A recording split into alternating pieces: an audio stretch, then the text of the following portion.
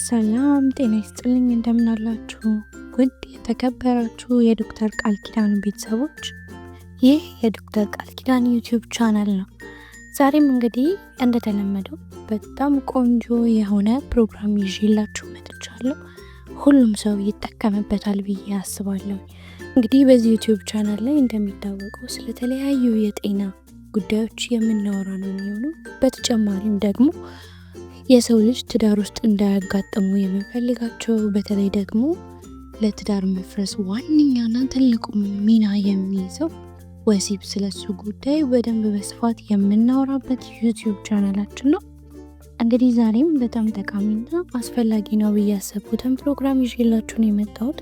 እስከ ፕሮግራም ፍጻሜ ድረስ አብራችሁኝ እንድትቆዩ በአክብሮት ጋብዛችኋለሁ። አብሬያችሁም የምቆየው እንግዲህ እኔ ዶክተር ቃል ኪዳን ነኝ ማለት ነው።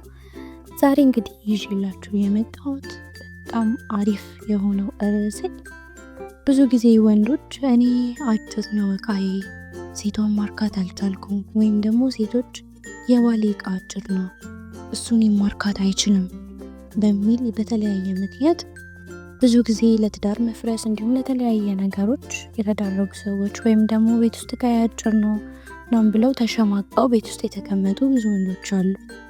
ወሲብን የፈሩ ወንዶች ማለት ነው።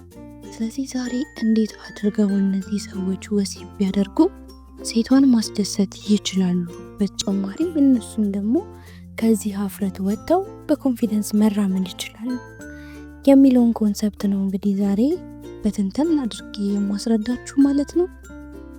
እንግዲህ አጭር እቃ ያላቸው ወንዶች ምን ምን ማድረግ አለባቸው የሚለውን ስናነሳ በመጀመሪያ ደረጃነት የምናነሳው ነገር አጭር እቃ ያላቸው ወንዶች ቅባት መጠቀም አይችሉም። ቅባት መጠቀም የለባችሁ፣ በጭራሽ ቅባትን እንዳትጠቀም። ምክንያቱም ደግሞ ቅባት በተፈጥሮ ማንኛውንም ነገር የሚያለሰልስ ስለሆነ ቅባት ተጠቅማችሁ ወሲብ በምታደርጉበት ሰዓት ላይ የሴቷ ብልት የፈለገ ያክል እንኳን ጠባብ ቢሆን ለእናንተ ለወንዶች ሰፊ ሆኖ ነው የሚሰማችሁ። ምክንያቱም ቅባት በምታደርጉበት ሰዓት ላይ ስለሚያሟልጭ ማለት ነው። ሴቷም ደግሞ ምንም አይነት ስሜት አይኖራትም ማለት ነው። ምክንያቱም ቅባቱ ስለሚለሰልስና ስለሚያሟልጭ እንዲሰፋ ያደርገዋል ማለት ነው። የእሷን ብልት እንዲሰፋ ያደርገዋል። ስለዚህ በማንኛውም አጋጣሚ ላይ አጭር እቃ ያላችሁ ወንዶች በጭራሽ ቅባት መጠቀም የለባችሁ። ይህንን ሁሌም ቢሆን እንዳትረሱት። ዋናውና ትልቁ ደግሞ ሁለተኛው ነጥብ ምንድን ነው? ቅድመ ወሲብ እንኳን አይደለም አጭር እቃ ላላቸው ወንዶች ይቀርና ትላልቅ እቃ ላላቸው ወንዶች እንኳን ቅድመ ወሲብ ግዴታ ነው። ምክንያቱም በተፈጥሮ እንግዲህ የሴት ልጅ የስሜቷ እንደ ወንዶች ቶሎ አይደለም የሚመጣው። ትንሽ ጊዜ ይፈልጋል። ትንሽ መተሻሸት፣ ትንሽ መሳም ትፈልጋለች። ጡቶቿ፣ ሰውነቷ፣ እያንዳንዱ ቦታ እንዲነካካ ትፈልጋለች። ያለበለዚያ የሴት ልጅ ስሜት ቶሎ አይመጣም። ቅድመ ወሲብ ሳታደርጉ ወዲያውኑ ወደ ወሲቡ የምትገቡ ከሆነ ይቺ ሴት ገና መወስወስ ስትጀምር እናንተ ትጨርሳላችሁ ማለት ነው። ነገር ግን ቅድመ ወሲብ አድርጋችሁ ተረጋግታችሁ ወደ ወሲብ የምትገቡ ከሆነ በጣም ደስ የሚል ወሲብ፣ ሁለታችሁ እኩል የምትረኩበትን የወሲብ ታይም ታሳልፋላችሁ ማለት ነው። ስለዚህ አስምሬ ነው የምነግራችሁ። ድጋሚ አይደለም አጭር እቃ ያላቸው ወንዶች ይቅርና ትላልቅ እቃ ያላቸው ወንዶች እንኳን ብትሆኑ ቅድመ ወሲብ ሁሌም ግዴታ ነገር ነው ማለት ነው። ይህንን ያዙልኝ እንደ ነጥብ እንዳትረሱት። ከዛ በመቀጠል ደግሞ በጣም ብዙ አይነት ፖዚሽኖች አሉ፣ ሁላችንም እና ከነዛ ፖዚሽኖች ውስጥ ደግሞ አጭር ያላቸው ወንዶች ምን አይነት ፖዚሽን የሚጠቀሙ ሴቷንም ሊያረጉ ይችላሉ፣ እነሱም ደስተኛ ሆኖ ሊጨርሱ ይችላሉ። ምክንያቱም የሴት ልጅ የውስጠኛው ስስ ብልቷ ትንሽ ራቅ ይላል እና ያን የስስ ብልቷ ወጣ እንዲል ተደርጎ በምን አይነት ፖዚሽን ወሲብ ቢደረግ አስደሳች ይሆናል የሚለውን ደግሞ ልንገራችሁ።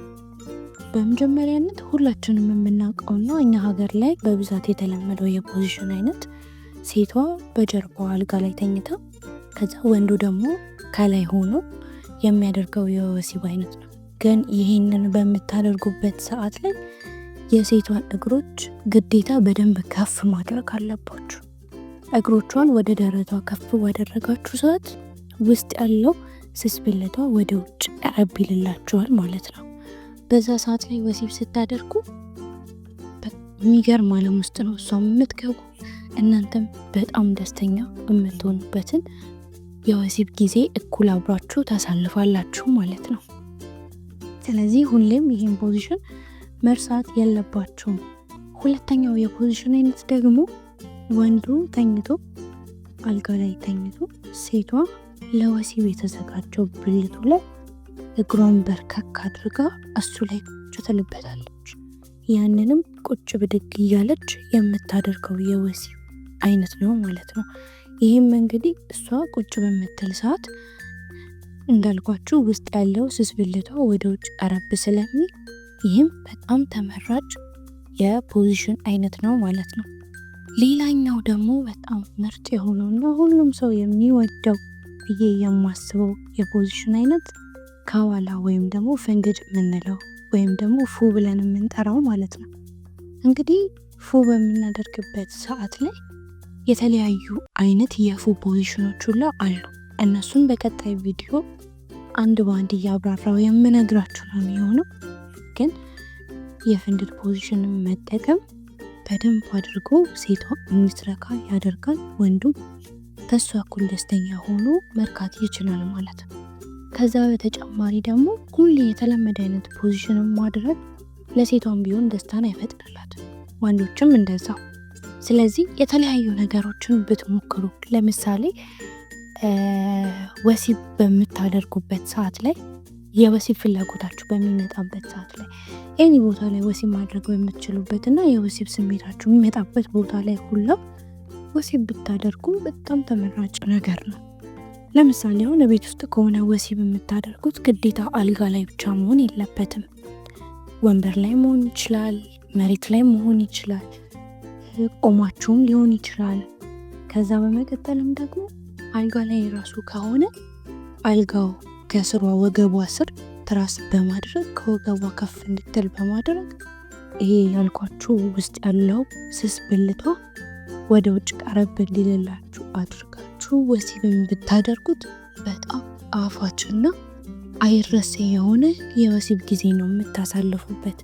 እመኑን፣ አጭር ዕቃ ያላችሁ ወንዶች ይህንን ፖዚሽኖች ተጠቅማችሁ አሁን የሰራሁላችሁ ሙሉ ነገሮች ተግባራዊ አድርጋችሁ ሞክሩት። ከዛ ግን አስተያየታችሁን እፈልጋለሁ። እውነቴን ነው የምላችሁ፣ ታመሰግኑኛላችሁ። ለማንኛውም ለዛሬ የነበረን ትምህርታዊ ፕሮግራም ይህን ይመስል ነበረ። አውቃለሁ እንግዲህ አሳጥሬዋለሁኝ፣ ነገር ግን በሰፊው ተመልሼ እመጣለሁ። ስለጠፋሁባችሁ በጣም ይቅርታ። ከዚህ በኋላ እንደዚህ አይነት ነገር አይፈጠርም። ቶሎ ቶሎ ቪዲዮዎችን እለቅላችኋለሁ። ምንም አይነት ሀሳብ አስተያየት ካላችሁ ኮመንት ላይ ጻፉልኝ። በቅርብ ደግሞ የቴሌግራም እና የፌስቡክ አካውንቴ የማጋራችሁ ይሆናል። እስከዛው ድረስ ግን ሀሳብ አስተያየታችሁን ኮመንት ላይ ጻፉልኝ። ይህ ቪዲዮ በእርግጠኝነት እንደተመቻችሁ አልጠራጠርም። ላይክ፣ ሼር በማድረግ እንዲሁም ደግሞ ይህ ቪዲዮ መቼ እንደሚያስፈልጋችሁ ስለማታውቁ ሰብስክራይብ አድርጋችሁ የደውሏን ምልክት በመጫን ቤተሰብ እንድትሆኑ ሁላችሁንም በአክብሮት ጋብዛችኋለሁ። እወዳችኋለሁ። ሰላም ሁኑልኝ።